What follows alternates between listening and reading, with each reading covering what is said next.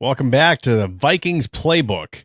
And this week we have with us a great guest. But before I introduce that, I do want to make mention of the podcast we had last Saturday. So last Saturday, what I did is I had the interview that I did on February 18th with Chuck Foreman, Minnesota Vikings legend. He was a 1973 NFL Rookie of the Year. Please go on Vikes Playbook on YouTube, subscribe, but also check out that podcast. And also, Vikings fans, please help me and help Chuck Foreman, which it's a crime he's not already in the Hall of Fame. But as Vikings fans, let's try to get the word out, push this to the Pro Football Hall of Fame, and get somebody who's definitely deserving that should be in the Hall of Fame in there. And with that, I'm going to go ahead and welcome onto the stage our guest for today. And you know him because you've seen him before here on this podcast. It's Dustin Baker, editor over at Vikings Territory. If you're not already following him on social media, he's at Dust Baker. And you can also follow Vikings Territory at Viking Territory. And then also vikingsterritory.com is their website. And don't forget that Dustin has a book out, and he has another one that's going to be coming out as well, too, that he'll talk about here in just a second. It's $14.99. Get it on Amazon. It's one of those suspenseful type books that he has. And without any further ado, I'm going to welcome onto the stage with me, Dustin Baker. Dustin, how are we doing today? Well, I'm fantastic. If you are into the offseason puzzle, the way the Vikings are going to be constructed, this is like the most exciting build-up anticipation weekend of the year. And then Monday and Tuesday are really go time. Of course, the draft has its own little section. But in terms of player movement around the NFL, it gets no busier than this. And don't let the term legal tampering, make you feel like nothing's going to happen. I'm not kidding. 11 a.m. Monday, everything starts. Like, don't expect anything around 10 a.m. At 11 a.m. Central Time, all the movement starts. And we think now the Vikings will be involved a little bit because they cleared a bunch of cap space. They did. They made a lot of moves. This is a very exciting time of the year leading into free agency. And then a month later, we got the draft. So a lot of things that are happening. So even though we're not playing games, there's still a lot of things for you to be excited or even just involved in the off season right about this time in March and in April. And as always, Vikings Playbook, your Sunday starts here. If you're not already following us on X, YouTube, Facebook, Instagram, and TikTok, please make sure that you do that. We've had some struggles and some issues with X. So again, hopefully if you weren't able to see our X post, you're already following us here on YouTube, but make sure that you send your comments or questions. Go ahead and just put them in the comments, and Dustin and I will be more than glad to answer them as best as we possibly can. So go ahead and throw those in there. And you said you had another book last time we had you on. When is that going to be coming out, and what's the name of it again, Dustin? It is called The Invaders. It's about a home invasion, and then the invaders have a mission, believe it or not, for the people that they are invading. It's kind of governmental thriller, and that should be out, I'm guessing, about 2 weeks. It's been done for about a month. I have a couple people doing a final proofread for me. I'm personally already on to book number 3. I got about 12,000 words deep in that, so probably 2-3 months to go on book number 3. First one is called The Motor Out. That was my maiden voyage effort. You can also get the ebook. I think it's $3 on Amazon if you're into that style reading. A lot of folks are. But yeah, thanks for propping up those books for me. It's my new thing. I'm writing 2 fiction books per year until I die, and hopefully somebody will discover them sometime in 2080 and be like, this dude had some talent. Absolutely. And you are a talented writer. You're out there every day on Vikings Territory, always pumping out articles. And if you're not already checking them out, please make sure that you go ahead and see what Dustin's writing over there on Vikings Territory. And do the same for us over at Purple PTSD. We're the sister website with Vikings Territory. And just go ahead and check it out, purpleptsd.com. Check out what I'm writing and the rest of our talented writers over there at purpleptsd.com and, of course, vikingsterritory.com. All right, Norsefius, I appreciate you and Six Shooter Nation. I see you guys already active in the comments, and Six Shooter says, I love me some Dustin Baker. So, you got a fan out there, of course, and, that's awesome. Thanks for joining us, guys. Appreciate you guys being active and watching the show and subscribing. And then, of course, the support that we have for Dustin on there, too. One of the very first topics we got to get to, because it's probably going to be coming out here sooner than later, here this next week. And that, of course, is going to be Kyler Murray. So as far as quarterbacks go, Kyler Murray right now is leading the pack. And here's, if you follow anything in the post that at least you're seeing, I'm not saying you're betting, Dustin, but Polymarket right now is saying, hey, Minnesota Vikings, right now it's up to, 82% for Kyler Murray as far as where he's going to play next season. New York Jets is the second one. I also heard the Colts was another rumor that's going on as well, too, that I think major media was trying to push, but it's overwhelmingly right now that he is supposed to play here in Minnesota. And with that, what are your thoughts on, is it smoke? Is it fire? What is your feeling? Because the way that I'm seeing it now, I mean, I think I've just kind of accepted that this is going to happen here this week. Yeah, I have been on this theory since like Thanksgiving. Like from the day the Vikings lost at Seattle and looked like total imbeciles, it felt like we hit rock bottom. And I think like a week prior, Kyler had been softly benched, and it seemed like they were done with him. I kept thinking if McCarthy doesn't stay healthy or he doesn't fundamentally turn it around, he did a little bit, but if we don't have a clear outlook with McCarthy, all roads lead to Kyler Murray. I have said that now since You have 4 months, and it's because like I thought he would be able to be.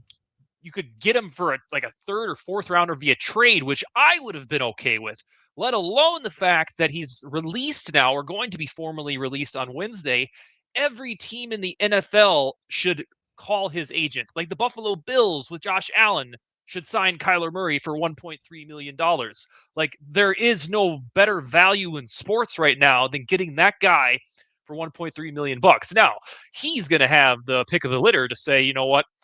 I'm going to go to any team that I want because I have that grace right now to prove it. Now he's going to want to go to a team where he can play. And I think that Colts thing came about, I think it was from Albert Breer or one of those SI.com guys. That makes sense if there are like hurdles between Daniel Jones and the Colts. Or concerns about his health. Yeah, then Kyler there does make a lot of sense. Otherwise, it's down to your usual suspects, the Steelers, the Dolphins. Can't go back to the Cardinals now, who need a quarterback, by the way. And then the Vikings have their own little island. And this guy grew up as a Vikings fan. Not like, hey, right. I wonder if he liked the Vikings. He seems like he liked. No, he has said numerous times that he was a Vikings fan. You have a defense that is top 3 in the NFL and has been that way in the last 2 seasons. So the defense is already established. He's never had that type of defense in Arizona. Very you have true. Justin Jefferson. We've already seen like footage of them looking to be buddies. And then you have I still call him a quarterback whisperer. It's really bizarre that the quarterback whisperer couldn't whisper to the one guy that he picked from the draft. But you have a guy who has a track record of really empowering quarterbacks like Sam Darnold. All of those factors, I think, really pump up the Poly market or Kalshi, whichever screenshot that was. And I've kind of accepted it's going to be Kyler now for about a week. That if it's not, I'm going to be disappointed. Like if I hear that, oh my gosh, they're trading for Mac Jones instead. They're trading Jonathan Grenard for Mac Jones. I'm going to be like, shit, we could have just had Kyler. I don't want to get rid of Grenard. That's where I'm at. I am already thinking of Kyler Murray as if he's the Vikings quarterback. Like I think about any player that I like, am a fan of. I'll be let down if it's not because of the value. And I will admit he's not a dream Kevin O'Connell quarterback, but who cares? Like if you have 4.38 speed, Kyler Murray is faster than Justin Jefferson and Jordan Addison, believe it or not. You can throw the ball 65, 70 yards, and you're the 5th most accurate quarterback of all time. And not an exaggeration. You should be able to tweak your offense to accommodate a guy like that who's going to cost you 1.3 mil. So that is my long Murray speech. I expect it to happen. Going to be disappointed if it doesn't. Yeah, I mean, I think it's just expected at this point, like you said, and it would be interesting to see someone else kind of come and kind of take that over, it being that he's, pretty much the favorite out of everyone that's out there. Skull State of Mind, thanks for joining us as well. And just those of you that are joining on here, shout out for Demetrius Underwood. can we just get a quick poll in the comments? What do you guys think? Kyler Murray coming, I think it's going to be exciting if he's a Minnesota Viking. As far as the offensive fit, I think there's some struggles where Kevin O'Connell, he's going to have to adjust a little bit to make it work. But he does have the ability with his body to get outside the pocket, extend plays, and give wide receivers second routes opportunity. And that allows us to possibly come up with a lot more big plays. And the fact that he can get first downs with his feet, he's been doing it for a while, and he's improved on his, not only his completion percentage, but also his turnover ratio as well too. So that's gotten a little bit better too over the years. So that is one thing where, I think last time when we talked about Kyler Murray, I'll be honest, I wasn't on the Kyler Murray boat. The more and more I think about it, especially now that he's been released. When it was a trade scenario, I absolutely not. Now that he's been released, I'm warmed up to it. For a veteran minimum 1.3 mil, what's there to lose? He comes into camp. Let's just say, that happens and he starts this year. JJ gets another year to sit, learn, be pushed, whatever that it looks like. And we get a year to see what it looks like with Kyler Murray. And if it doesn't work out, it was 1 year and it was 1.3 million. We're not on the hook after that. JJ got a little bit of time to mature, and we can either decide we want to stay with Kyler Murray because, hey, it worked out, it was great. Or, we have a question again, is JJ ready, or are we moving on? So it does gives us some more options, and just there's some excitement because with Kyler, you do not know on any given snap what's going to happen because he can make plays out of nothing. He's a little bit of a magician, if you will, because of what he can do athletically. So I think one of the struggles he has is sometimes with the deep ball. But other than that, throwing on the run, that's been one of his fortes. And I think Kyler Murray's show is going to be exciting for 26, and I fully expect it to happen come next week. Yeah, my final small quote on this is: if Sam Darnold could do it to totally reclaim his career, if Baker Mayfield could do it, I know Kyler Murray could do it. When we took on Sam Darnold in 2024 on that small contract, he was starting from ground zero as a bust. Kyler Murray is starting from pretty good. He's a pretty good quarterback. He has a better career-long EPA CPOE than Trevor Lawrence, than Baker Mayfield, and CJ Stroud. So it's not like we're getting this idiot. In January, there were people that were talking about Kyler Murray the play, he was Josh Freeman or he was Tim Tebow. Oh, it's not going to work. It's this guy's pretty good. Scaled to a 17-game season. He throws 4,000 passing yards and accounts for 30 total touchdowns. By the way, 600 rushing yards. This isn't a controversial thing. Even if you get to summer and he gets hurt, or he plays too many video games, or he's too short, or he's too attitudinal, who cares? It was a $1.3 million flyer that you took. I personally think it's going to work fantastically. And at this time next year, we're talking about, God, how much is it going to cost to extend Kyler? And there's been a lot that's been said as far as, yes, he had some of those issues early in his career, but he's matured since then to where he has been putting in, even though a lot of people want to make jabs at him, when he had the comment in his tweet thanking Arizona, hey, I didn't get it done. And, talking about his work ethic. But there's been some people that have came out in his defense saying that he has matured a lot since then. And that's, I forget who said it. I want to say it was on NFL Network saying that, just saying that he doesn't have good work ethic and the video games, that's just a lazy take. So again, he's matured a lot since then, and we'll kind of see where that goes. Topic number 2 that I want to talk about: roster restructuring. Have we done enough? Well, we've kind of seen a lot of different moves that the Vikings have been making. We did $18 million from Justin Jefferson, $11.3 from Byron Murphy Jr. in restructure. We saved $10.9 million in the Hargrave release, $10 million from Kelly's retirement, $9.2 from Darrisaw's restructure, $7.8 from the Aaron Jones release, $6.5 million in the Allen release, and $5 million from the Hawk restructure that just happened today as well. And then we still don't know on Jonathan Grenard whether or not he's going to be traded. That could save another $12.3 million there. And then there is talks of Brian O'Neill possibly having an extension done that could clear up some more cap room as well. So, we're coming up to free agency. Obviously, we have some holes that we need to fill, especially from some of these releases that we've made with Hargrave and Allen both leaving on the inside defensive line. But with some of this restructuring and releasing, have we done enough to make the cap room that we need, not just for our free agents that are coming in here, hopefully on March 11th, but then also made the room for them and then our draft class that's going to be coming in?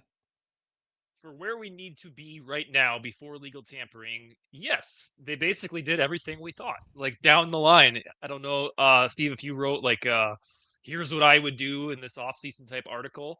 But when you start one of those, you have to go through dudes that you would release, dudes that you would restructure, and these are all kind of no-brainers. The only wild card was the fact that Grenard could be traded, and I really hope they don't do that, because if you want to be a Super Bowl contender, usually you're not in the business of trading premium edge rushers. Like that's not something you typically do. In theory, you could get away with it because you have Dallas Turner, who we hope is sitting on another breakout, Andrew Van Ginkel, and then you'll need an OLB3 from somewhere, like from free agency, like Jadeveon Clowney or Joseph Asai or somebody like that. I don't know that Tyler Batty or Bo Richter are ready for OLB3 duty. Maybe not. So I would say that, yeah, I think the number's up to like 30, 35 million in the green. We've been staring at that bastard on over the cap that's like negative 45 in the red for like 6-7 weeks. And it still won't update for me, but yes, I've been refreshing, trying to get the exact number. The draft class, which is 6.5 weeks from now, that'll cost you between 10 and 14 million. We actually have draft picks this year, so it won't be cheap like last year. Right. But you can pull those levers. The extension on Brian O'Neill is fair, and I think he's out of guaranteed money. You could also, in theory, extend Grenard's contract and then make the 2026 cap hit tiny, and then push more of the money into the future. Those will be the last things that you do to make sure that you can sign a draft class when the time comes. And then I'm pretty sure it'll come out in the wash that TJ Hockenson took a legitimate pay cut, whereas all the other guys who did restructures, it was more just accounting. I think Hockenson had to come to the realization, many players before him had the same thing, like, you're going to get cut. You ask your agent, how much am I going to be able to get on the open market? And the agent's like, 4 mil, 5 mil, something like that. Well, I might as well just changing it. They ended up changing his contract where, so we saved $5 million, but now he's going to be a free agent now next year. Is that what they did? Okay. Yep. Yeah, I've been off the grid a little bit. I was out bowling with my family and my brother. That makes sense. So now he'll be eligible for that. And that mean Kenyon Sadiq would still be in play for the Vikings if they're frisky at number 18. I don't think Hockenson back disqualifies that one bit, especially with the tidbit that you just informed me about. Right. So yeah, they have done enough. I don't think they're going to spend out the wazoo like last year when we had the tweets that said Will Fries, Bada Bing, Javon Hargrave, Jonathan Allen, which now feel like, oh my God, what were they thinking? At the time, they felt, all right, we're doing something to build the trenches. I don't think we'll have mass spending. I think they'll target bargain bin guys. But curiously, right before I came on your show, one of my guys who I consider a source claims that the Vikings are in on Tyler Linderbaum and that his sweepstakes may be down to the Patriots, who just traded Garrett Bradbury. We know all about why. Or the Vikings. So I have operated under these last 2.5 months that Linderbaum is not something the Vikings could afford. But man, maybe they're clearing all that cap space for somebody like him. Linderbaum is going to sign with the team and be their center for the next decade. And he's already on a Hall of Fame course for his durability and his performance. That would just be remarkable if the Vikings could somehow be able to afford him. Well, let's talk about the free agent frenzy. Now, we talked about Kyler Murray. Now, if you're going to bring in Kyler Murray, and again, he's going to run a little bit too. making sure that we solidify that center position is probably more important than ever, and making sure that we have a good run game and that we have offensive line depth. So I wrote an article because I do think that Blake Brandel could play and start at center. I think with a whole offseason to work on it in the little bit of time that he had to prepare and played this last season, I think that he could. Now, if we bring in a Tyler Linderbaum, I mean, obviously that's an upgrade, right? But do we have the money to spend on that and maybe fill some of the other holes? We'll see. I think that'd be great. But now these are just some of the lists that I pulled together as far as some of these free agents, and I'm just going to point out some of them that maybe stand out because they've either been mentioned with us or I think, hey, could be somebody that we're looking at because of the holes that we have. Just taking a look at it, running back is still a need that we have with the departure of Aaron Jones. So is it possible that we look at whether it be a Kenneth Walker, sounds like that's out there. Breece Hall, it kind of sounds like the Jets are going to hold on to him, being that they've tagged him and sounds like they're going to get a deal done there. But Travis Etienne Jr. is still out there. Rico Dowdle. Tyler Algier is getting out of Atlanta for the first time and kind of going to spread his wings, and that could be somebody who's out there. I don't know if I've seen enough of Rico to where, he had a stretch there where he was amazing, of course. But then he settled down, but just, are you willing to give him a bigger deal to come here? I still feel like he still needs something to prove. Rashad White's out there coming out of Tampa Bay. So could that be a thing too? As far as running backs, before we move to the wide receivers, anybody that stands out for you there? For me, Etienne Jr. Yeah, Etienne would be my preferred get. Well, Breece Hall would, but he's not. Right. He's going to be a He's Jet. Tagged. Right. Yeah, Etienne would be my dream scenario here if they're willing to spend. I want them to draft a rookie running back. I've been saying that for years now. Since Dalvin, we haven't drafted a good one, really good one in 9 years. Way too long of a drought. However, Travis Etienne is the best pass blocking running back in this group and probably like top 3 in the NFL.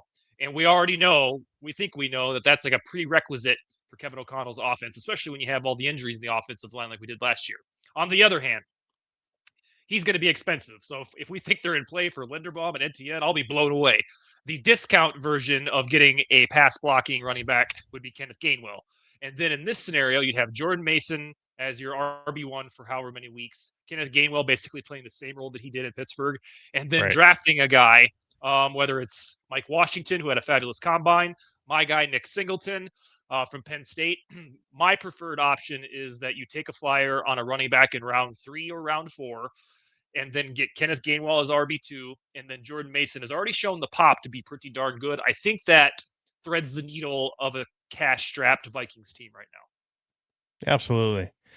And we'll see what happens. I mean, I still think regardless of what happens, whether we bring in a free agent running back, I still think that we're going to draft one regardless of what happens. Top wide receivers. And again, we still think that we will not have Jalen Nailor with this team. So that is another contract that's, going to be somewhere else, most likely. But again, did we clear enough space to keep Nailor here? I guess we'll have to see. But I mean, at least the chatter is he's going to leave. But if he does, is there somebody on this list that's maybe affordable? I think some of these guys are just not affordable for us. And the talk has been that the Vikings are looking for a different wide receiver that's a bigger type wide receiver to bring in here. I think some of these guys aren't going to want to sign here until they know who's going to be at quarterback. Yes, if the reporting is correct, Jalen Nailor is going to get between 10 and 12 million. I don't want anything to do with that. The guy has never had over 500 receiving yards. It's too much for a 3. I've never seen him use his high-end speed like after the catch. Like I've never seen him break an 80-yard touchdown. And then for their first 2 years, he was just not a non-factor. So I like Jalen Nailor. It was awesome that he built immediate rapport with J.J. McCarthy, but I don't think he's worth the $12 million that some team might pay him. On this list, I am also operating under the idea they're going to have to sign somebody on a budget. I would say Christian Kirk as a WR3 would move the Mm-hmm. needle here. A lot of the first 4 or 5 guys will get somewhat handsome contracts. Also, if Kyler Murray is the guy, Hollywood Brown should be available for about $4 or $5 million, and I think those two are buddies from the Cardinals days. So Hollywood Brown would be an effective WR3.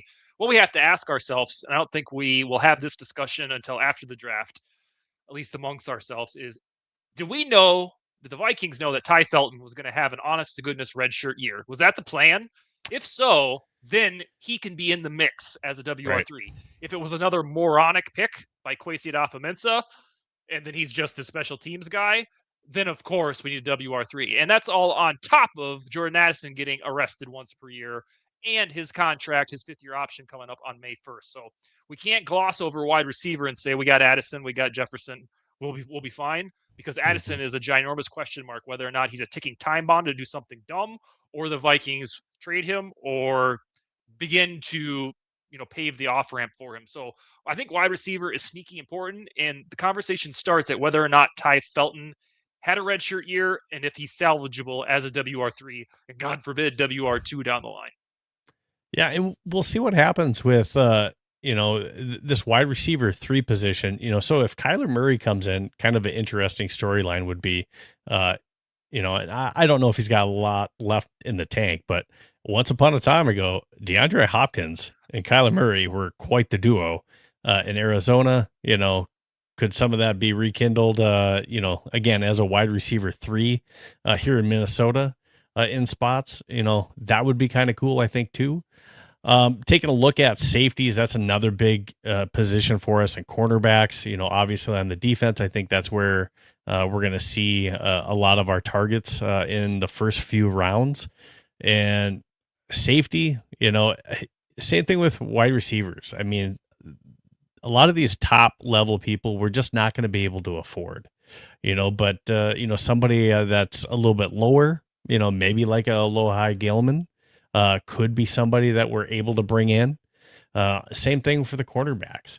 We're probably not going to be able to bring in some of the high talent that's out there. And, some of those names I didn't even put on here because we just can't afford. We're not going to be able to bring them in. But, could we bring in somebody that's a little bit cheaper to come in and help us at that third cornerback position? We'll see. Any thoughts on the safety or cornerback position, or any of these names stand out to you? Yes, it's time for the Vikings to plan for safety no matter what. If Harrison Smith comes back at 37, we have to expect that he'll be a situational guy. And maybe that's best for him. Maybe that's the compromise, the happy medium. Hey, come on back. You don't have to play 1,000 snaps. At safety, they either need to think about the draft with Dylan Thieneman, who's everybody's like cookie cutter Harrison Smith replacement. That would be kind of fun. A guy that I like who's not on this list is Nick Cross. He's a free agent from the Colts. Cameron Bynum basically took his job or his snaps. I think Nick Cross would cook with Brian Flores' style. There's also a dude who I expect the Vikings to sign if we were going to make predictions, named Andre Cisco. He crossed paths with Ryan Nielsen, who is now a Vikings defensive coach. I can't remember his exact job title, but Ryan Nielsen coordinated the Jaguars defense, and Andre Cisco was a safety on that team. So those are a couple safeties I'd look out for. In 2025, I tell you what, my friend, the Vikings got away with having a skinny cornerback room. Isaiah Rodgers and Byron Murphy played all 17 games, and we never had to sweat like, oh my God, looks like Fabian Moreau starting CB1 today. And I thought for sure there was going to be a couple weeks where that would happen. It never did. I think from this list, Trayvon Diggs has to reprove that he's good and healthy. That would make sense. Otherwise, due to that Ryan Nielsen connection, Monteric Brown, he played for the Jaguars when Ryan Nielsen ran that defense, I believe. And then remember last year, Asante Samuel Jr. came on, or was that free agent tour that he did. He stopped in Minnesota. He ended up with Pittsburgh, and his coach there was a guy named Gerald Alexander. That was the defensive passing game coordinator, and now he came to the Vikings to replace Durante Jones. So I think my big call is that the Vikings sign Asante Samuel Jr., for 2 years, $11 million, something like that. That would be what I have in mind. I think my dream scenario would be Tariq Woolen. He's huge, 6'4", like I think 215, 220. I know. I didn't put him on this list just because, again, I think he's one of those guys with us having Murphy and Isaiah Rodgers, are we willing to pay another big contract at the quarterback spot to bring in here? I just don't know if we are. His stock is so high because they just won a Super Bowl, so he has that high visibility. Absolutely. I will say, no matter if it's Rob Brzezinski or the next general manager, the Vikings are so overdue to hit on a cornerback. I'm not kidding. They've drafted like 8 straight that have not stuck around for after their rookie contract. I mean, some of them were tragic circumstances, but whether you're the general manager or some guy on this, somebody is due by complete probability standards to get a good cornerback for the Vikings because this is such a strange drought. Yeah, I mean, the probably the best one that we had that actually signed after the rookie contract was probably Rhodes. Rhodes and Trey Waynes. We were spoiled. We didn't know it. Did Wayne sign after his rookie contract for he went to the Bengals, but right. he was like I don't know if he signed after the rookie. Xavier Rhodes was so much in his prime that we kind of poo-pooed on Trey Waynes at time. Like, sure. Oh, he's not quite as good, but he was really good in retrospect. After what we've had and what we haven't been able to draft, like Mackenzie Alexander was decent. That was another one. But after that trio, I've come to realize that we had it pretty good with Zimmer at cornerback. But yeah, Lord knows that eventually we're going to draft one. I don't know if it's this time with Mansour Delane or Avian Terrell, who feels like the mock draft darling for the national media. Right. But the team they can't go into this year again with Jeff Okudah or something like that. I loved how Fabian Moreau held down CB3 last year. Nobody really even acknowledged him. But they're going to have to get at least one more guy. I don't think Zamiah Vaughn and Dwight McLaughlin can be trusted for the long haul. All right. And linebacker, that's going to be Ivan Pace, probably not going to be on this team. We're looking at Eric Wilson that we're trying to re-sign. Looks like we have a lead on that, but we're going to need some help at the linebacker position, whether that's through the draft. And I think free agency is going to be something where we're going to try to fill at least one of those spots. We could see somebody from this list come on. And then same thing with getting rid of, 2 more inside defensive linemen in Hargrave and Allen. Even though we were deep in that room, we got LDR, we got, Tyrion Ingram Dawkins, on there, as well as Elijah Williams that so we have some names in there too, but I still think, and have you wrote your article yet? Which that we talked about? So. Oh, not yet. Well, one of the guys that I like, that I told you I did like, was John Franklin Myers. And I do like him. He's coming from the Broncos, and he's a name on there as far as a defensive lineman that he had 8 sacks last year, and he's good in the run game as well. He's a top 20 in pressures last year. This is a defensive lineman that I think you could come in and he can come in and be at least a solid starter for us as we can continue to rotate some of those other guys around in that third position. And, that's just my sights on that. Any quick comments that you have on linebackers or linemen?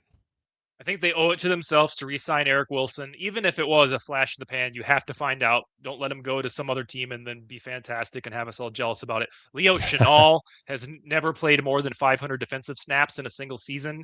And every year he's pretty solid. He feels exactly like Harrison Phillips 5 years ago when Harrison Phillips just needed to get out of Buffalo to start. Harrison Phillips, who should still be on these Vikings. We wouldn't have the problem in the second column. I would say Leo Chenal makes sense. He's probably gettable for $5 or $6 million. And then at defensive tackle, I love that you have Christian Wilkins on here. Because if there's any team ever in the world to give him a shot at his redemption story, I mean, so long as he doesn't kiss guys in the locker room or whatever the hell happened, it would be the Vikings, because Brian Flores, that was his very first draft pick in Miami 7 years ago now, was Christian Wilkins. And just think, like, Christian Wilkins, I think, was near the top of our priority list in 2023 free agency, signed an enormous deal with the Raiders, and I think he's 30 years old now. If he's still in shape, I'm guessing he is. Oh man, it would be so fantastic to get him for 1 year, $3 million, and then he goes back to old Christian Wilkins because he has Brian Flores' tutelage. That would be a dream scenario. And I think Christian Wilkins, I've been advertising for a couple of months because he deserves one more shot, and why not with the guy that brought him into the NFL and Brian Flores? Absolutely. Last one that I have for you that I'm looking for feedback before we go on to the next topic. We talked about Linderbaum already at center. That could be in play, for us too. There's maybe a couple other names that we take a look at as far as center goes, and then edge defender if we do trade Grenard. Like we talked about again with Batty being one of the few depth pieces that we have, and again he's still a young piece. But so not if we get rid of Grenard, a position that we were deep in now no longer looks all that deep. So whether we draft somebody or we take somebody as an edge defender in free agency, some of these guys could be in play. Kwity Paye was a guy that we liked not too long ago down the road. Dante Fowler Jr. coming from Jacksonville would be a nice little addition too, but are we really looking for somebody that's that high profile to come in here, or are we looking at somebody that's more of that number 3, like an Arden Key to come in here to help bolster that number 3 spot in the edge game? Yeah, if we're forced to trade Jonathan Grenard, Micah Parsons makes $47 million per year, and Jonathan Grenard's making $19 million. So I think at the very minimum, Grenard needs to get up to 27, 28, even though he only had 3 sacks in 12 games. His agent's pressing for it. Right. If you get rid of Grenard, I think you're starting Andrew Van Ginkel and Dallas Turner. And then you just need a decent guy or two. And so we're talking that Arden Key type, or in years past from Vikings examples like DJ Wanham. So anybody on the Bradley Jubb's too good for that. I think Kwity Paye would be a cool get because he still has to prove himself, actually being pretty good compared to where he was drafted. You would basically need an OLB3 who can start if something happens to Van Ginkel or Turner. And then with Tyler Linderbaum, he is the prize. I was shocked when my source guy said that the Vikings are actually in play for him. It's like him, and then like the rest of these guys are decent consolations. Cade Mays would be pretty cool. He's still young. And then Luke Fortner, he's probably the one that could start that will be the cheapest, but is also pretty decent. I think you can get him for about $5 million. Thankfully, because Cushenberry's release, we had Tyler Biadasz, or however you say his name. He was available for a week or so. This position got deeper than we thought about a month ago. Otherwise, the draft has some fascinating names like Connor Liu, Jake Slaughter, and then the Coogan guy from Indiana. Yeah, there are some good draft options, closer to like that 4th, 5th round that we could be looking at for the center position. Almost rounds 4 through 6 has some decent center options in this draft, I think. So, very likely that we're able to pick somebody up. And like I said, I think Blake Brandel, if we wanted to roll with that, I think he can be a starter. I absolutely do. All right, so let's go ahead and jump into our next topic that we have, and that's going to be Jonathan Grenard's trade scenarios. And I'm going to bring this up, and obviously you did a little bit of work on this because you had an article that you talked about Jonathan Grenard trade scenario. So let's go ahead and take a look at this. This first one that you had was Washington Commanders. The Vikings get the 7th overall pick, and the Commanders would get the 18th pick in Jonathan Grenard. That was one of the options that you brought up. And go ahead. If you have comments on this one, tell us if you like this. All right.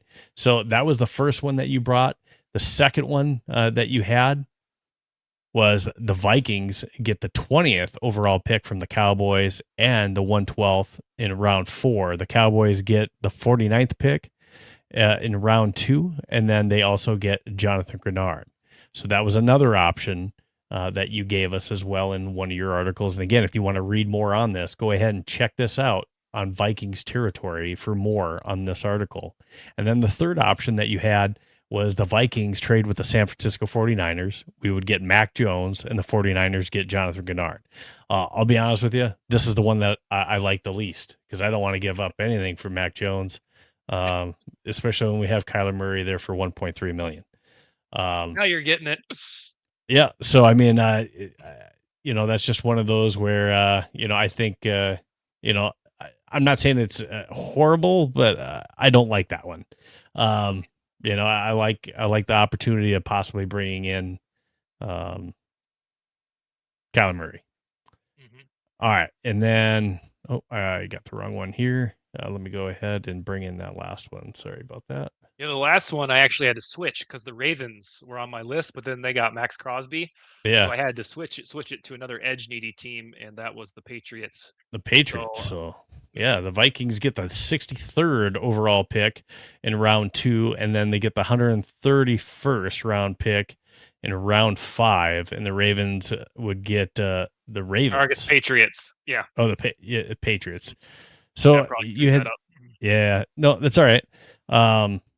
So, but again, these are the different ones. I think for me, I mean, obviously, if we were able to get the 7th overall pick, I mean, that looks really nice. The Vikings getting the 20th overall pick. I do like that option, getting 18, having 18 already, and then getting 20, and then picking up the 112th. If we don't have to get rid of a pick, though, I know we pick up the 112th and the 4th and get an extra first rounder. Trade option number 2 for me is probably my favorite in this scenario, from what you guys have. Yeah, the one that I think is most enticing. The one that I Yeah, have go the ahead. most enticing would be getting into the top 10 because that automatically opens the door for Jeremiah Love, for Sonny Styles now, who's evidently a Hmm. top 12 guy. And then I don't know if this Caleb Downs thing continues to slide, like if there's injury concerns, the Vikings might be able to get him organically. But it would Sure. be cool if they want to swing big to get Jeremiah Love or Sonny Styles. I think those would be the targets if they traded up to 7. Sure. All right, let's go ahead and jump on to the next one that I want to talk about. I want to talk about some of these combine crushes. Is there anybody on this list that you're looking at that you're saying, hey, they stood out for me? And now I know that Dylan Thieneman had a great 40 time, so that was, and some of the numbers that he put up was good. Bryce Lance put up good numbers as well too. But is there anybody that really just stood out from the combine that's either on this list, not on this list? The names that are on this list are names that have been tied to the Vikings in the first few rounds. So that's what kind of why I have them on here is, they've been thrown out as options. But is there anybody that really stands out that just from the combine, maybe improve their draft value that you're like, looking at you a little bit different now, as Yeah. far as a draft option? There are a couple, but there are two. Dylan Thieneman, you'd be strange not to bring that one up on a show like this. I mean, he ran that 40. I don't even remember what it was, but it was so fast. Let's face it, he's Mm-hmm. white. He shouldn't be able to run that fast, but he's doing it anyway. Both So Oregon boys. and then Sadiq was great too. yeah. So the fact that we are looking to replace Harrison Smith and Thieneman could be staring you in the face at 18, Right. that is tempting. And then my other shout out here, because I want the Vikings to draft a running back, is to Mike Washington. Mike Washington, I wouldn't say is like under the radar, but for him to run at his size, the 40 that he did, like 4.37 or 4.38, whatever it was, he has like the measurables of Saquon Barkley and like Bo Jackson type stuff we're talking about right now. Mm-hmm. And for now, he's just an ordinary old third rounder. So Mike Washington, that's probably why he was balling in Indianapolis, is because he knew that he had raised his draft stock. I would recommend Vikings fans, if we assume they're not going to be able to get Jeremiah Love, to peek at Mike Washington, because usually when you run a 40 that fast, you got to be kind of a smaller back, or you got to be a wide receiver. But this guy is like built, he's big, and he's fast. So Mike Mm-hmm. Washington, if the Vikings do draft a running back, and then Thieneman because a safety need is, we're not going to be able to ignore it for too much longer. Right. And we'll see if any of these other guys, decide to have big pro days and throw out some big numbers as well too, because that's still to come for some of these guys. Also, Northfia says too many like Kyler Murray. I just can't see it. I'm not gonna go away. Like, I'm warming up to it, but I'm not gonna go away from all of the options that we have at quarterback are not great this offseason. There's no savior. There's no franchise quarterback that's just staring us in the face. I just think for the price being released at the vet minimum, Kyler Murray is the best option that's available, that also not only can provide an added boost in the offensive department. He's got experience. He's got crazy athleticism. Yes, he's not maybe the greatest fit for the Kevin O'Connell offense. He's going to have to shift a little bit. But the fact of the matter is he's cheap. We have nothing to lose with it in doing the move. And with the Kyler Murray option, again, I just think with the money, and if he does work out with some of the other quarterbacks, Aaron Rodgers, Kirk Cousins, what future do you have with quarterbacks like that? They are stopgap, older quarterbacks. Kyler Murray, he's still young. If he does pan out, you can still keep him on this team. And that's the only reason why I think he is a better and maybe the best option for us right now at this position. All right, so now we're going to move on to our next topic that I have for you, and that is going to be your mock draft.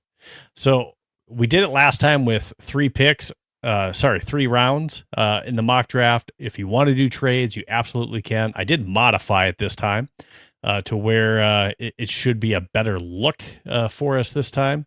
And let's go ahead, and now we can see the screen maybe a little bit better, and I'm going to get a better zoom in for you. I'm going to make sure I select the Vikings. 3 rounds.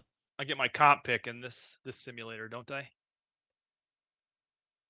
I believe so. Yes, yep. On 97. Yep. And can you see this good the way that it is? Yes, sir. All right. So you have the first pick in the draft. We're going to go ahead and start it and see where you got. So first pick at 18. Whew.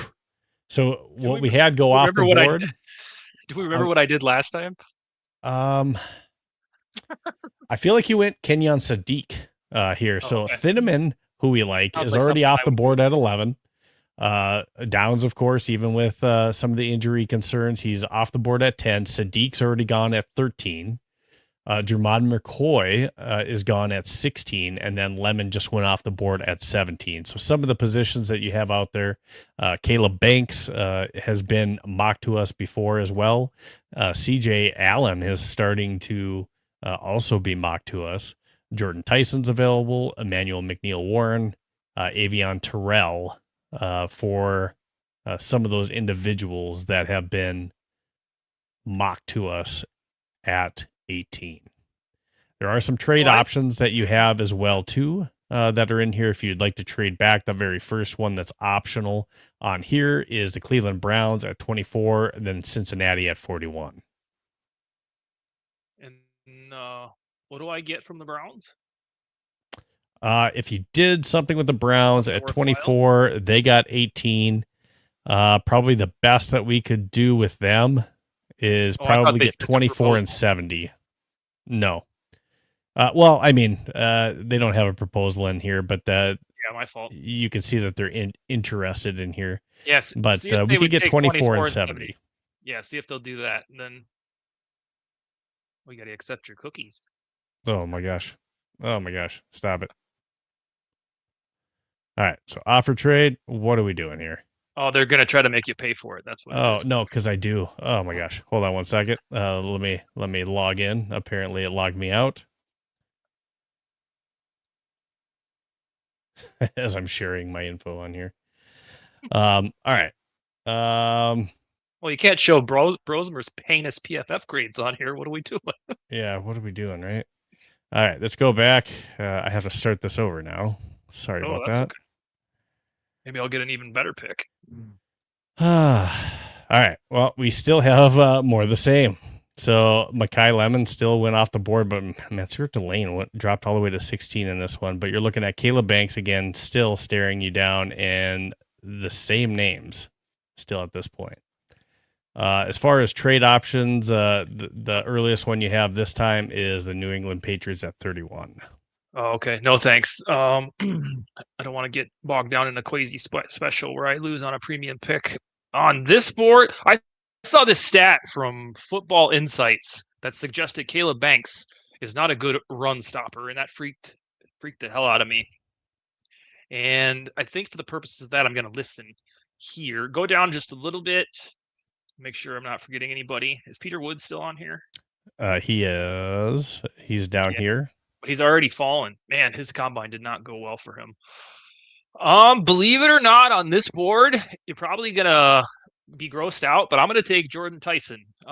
Because of the established fact that Addison could be a trade chip because he can't keep his nose clean. I would take Jordan Tyson here. All right. We're going to go ahead and bounce all the way down to pick number 49. And we picked a receiver and somebody that has been mocked to us. Keith Abney went off the board. Also, Jacob Rodriguez, who people have liked, and D'Angelo Pons is now off the board as well, too, and Brandon Sissy. So some of these names, Lee Hunter as well, are already off the board. But somebody who has been mocked to us lately, Chris Johnson, cornerback of San Diego State, is still on the board. He and Jadarian Price, who's also been mocked to us, are still available on this board. All right, go up to the very top. I would love to take Jadarian Price here, but I don't think I can just keep going offense. I'll take Chris Johnson, cornerback there. All right. And what's interesting is the last time that we did this is some of these names, like after the combine, there's been some adjustment for sure in some of these mocks to where you're seeing names go a lot earlier or later, depending on the name. All right. Yeah, so this Roush dude must have climbed because. Yep, absolutely. And we just saw, even Garrett Nussmeier going up. But Connor Liu, he went off the board here just a little bit ago. He's been a name that's been thrown around to us at the center position as well, too. Your Mike Washington Jr. is now off the board also. I would like an inside linebacker here. Is there one that... No, we're getting too far down, damn it. So there's Anthony Hill Jr., Hill. And I think that's, hold on one second. I can get to position here.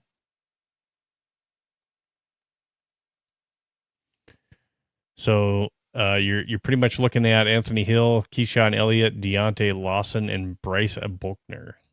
Okay, can you go make sure that at running back that my guy Nicholas Singleton might be there for the taking?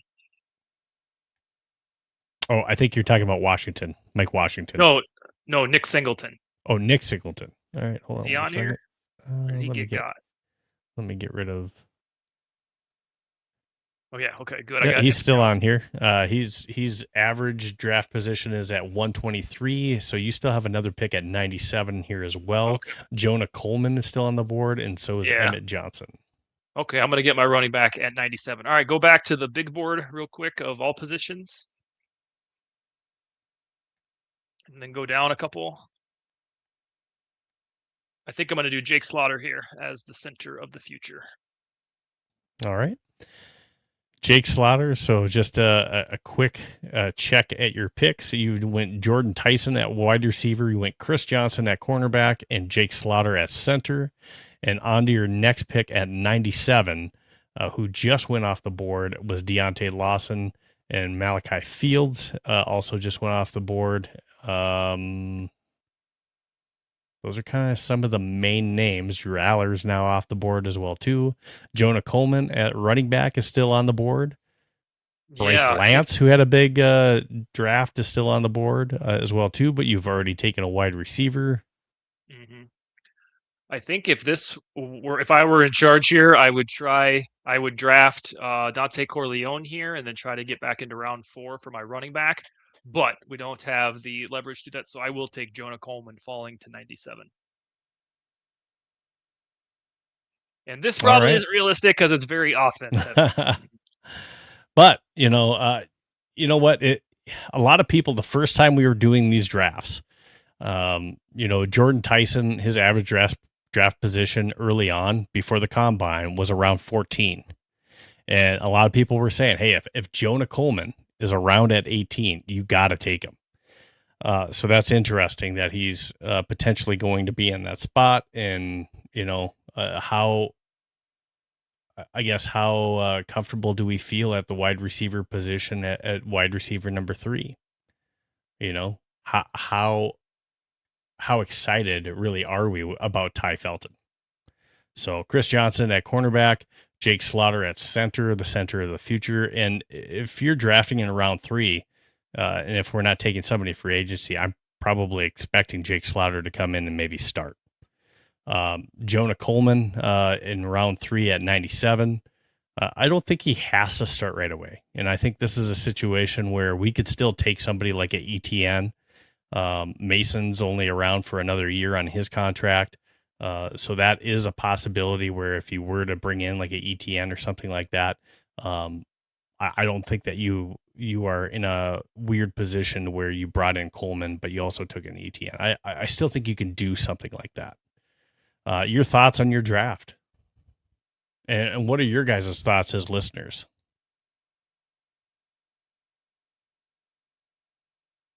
Oh, you're on mute right now, Dustin. I think you muted yourself.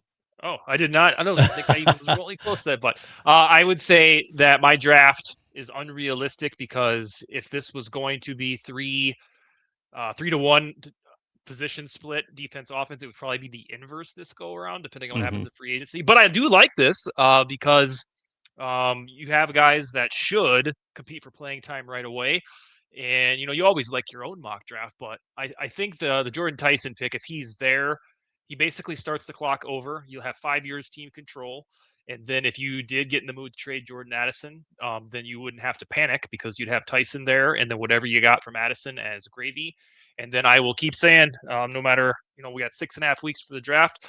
You got to get your running back, your young running back. I don't know why this is such a controversial take. The last time the Vikings even remotely tried this, besides Dwayne McBride, was Alexander Madison or Ty Chandler, and those just haven't worked out. And I don't want the Vikings to transform into a run-first Zimmer-like team, but I want them to run the ball at like the 15th, 14th most clip in the NFL because they do it efficiently. So I really want them to draft a running back worth a damn. No, I can't blame you there. I mean, yeah, I mean, when you say it's unrealistic, I do see us taking a defensive player here, unless it's Sadiq, probably in round 1. I think he's probably the only offensive player, but Jordan Tyson, who knows? Maybe they, like you said, I mean, that could be a possibility, but I do think it's Sadiq as far as the offensive player goes. Other than that, I do think that we're heavy in the cornerback, defensive lineman, or safety position for that first pick. Round 2 is still, a decent position where we can pick up a corner. It seemed like every mock draft I've done, there's been at least a decent corner option in round 2. So there's that, when you're looking at the corner position. So unless it's Mansour Delane, I think that we can probably wait until round 2 to pick up somebody like that. And I do like some of the options that we have, like a Pat Coogan that's still out there at center, or maybe a little bit later. I think Connor Liu went a little bit before Jonah Coleman. So, I mean, he's in that weird gap to where if you don't take like a Jake Slaughter or Connor Liu there at 82, maybe you miss out and you're having to wait until round 4 or 5 to pick up like a I'm trying to think of his name out of Iowa. There's an Iowa center as well, too. That's a really good one out there. And then Pat Coogan from Indiana. So, I mean, there's a couple different options out there where you can wait because, maybe we need a linebacker, depending on what happens in free agency as well, too. And then we still got to think about somewhere in this draft. We got to think about safety. Yeah. So, I mean, again, this is only 3 rounds, though. I mean, we didn't do a full mock draft. And you're right, somewhere in here, I don't know what's going to happen, but I feel like we have to go out and get, Jadarian Price has been one of those running backs that's been mocked to us a lot too. I don't know how much, I'm on board with, Emmett, being that option. It depends if we keep Jordan Mason. I feel like they're similar type backs, to where that doesn't maybe jive as well. And that's kind of why I like ETN is he's the opposite. He's kind of like Aaron Jones was to Jordan Mason. They do different things, and I think that's the kind of back that the NFL is going towards, to where you kind of need 2 of those backs, unless you got somebody that can do everything. Yeah, the Emmett Johnson thing, that was really bittersweet because we got the news like Wednesday or Thursday of the combine that he had met with the Vikings. We're like, sweet, they care about a running back. And then like the next day he ran his 4.56, and we're like, oh, come on. Like, Yep. oh man, I mean that's like really slow for an RB1. What are we thinking? Right. So I mean, I think we need a running back that has that breakaway speed.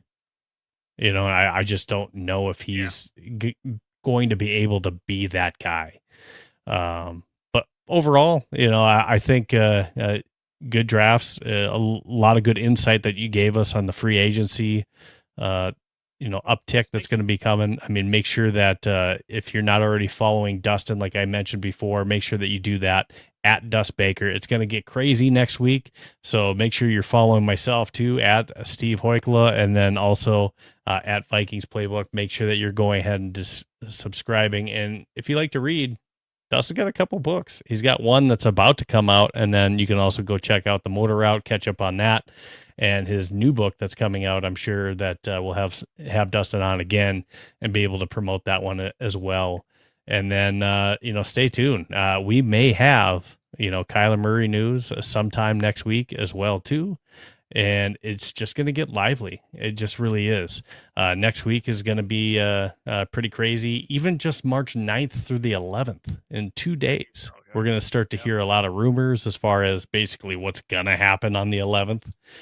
So we're going to hear a lot of that stuff too. So, now we can stop hearing the revolving door at quarterback from major media as far as who they want to talk about or clickbait that day. I think we're going to get a solidified answer come by Wednesday. I feel like we should have a deal done as far as who's going to come in at quarterback as a veteran. Yeah, I think we'll know. My guess is Monday. We might even have a good indication tomorrow. Like, by the way, Schefter or somebody tweets, but I think by Monday, Tuesday, we'll know if it's Kyler or if it's not. Right. And then, yeah, for anybody that's new to this process, Monday, Tuesday, and Wednesday, the red meat of your roster building and free agency, it happens. They can't like put ink to paper until Wednesday, but that doesn't matter. You're going to know who's going where 11 a.m. Monday. So, absolutely. Hey, thanks so much for joining us again, Dustin Baker, editor over at VikingsTerritory.com. Check out everything that they're writing there over at Vikings Territory, and check out our sister website as well, purpleptsd.com. Check out what I'm writing about and some of our other great writers at both of these websites. Appreciate you guys so much. If you're not only already following Vikings Playbook, follow us on X, YouTube, Facebook, Instagram, and TikTok.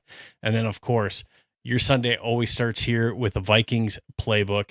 Please join us every Saturday at 9 p.m., and that's Central Standard Time. So thank you so much. Skol Vikings. We'll see you next time on the Vikings Playbook.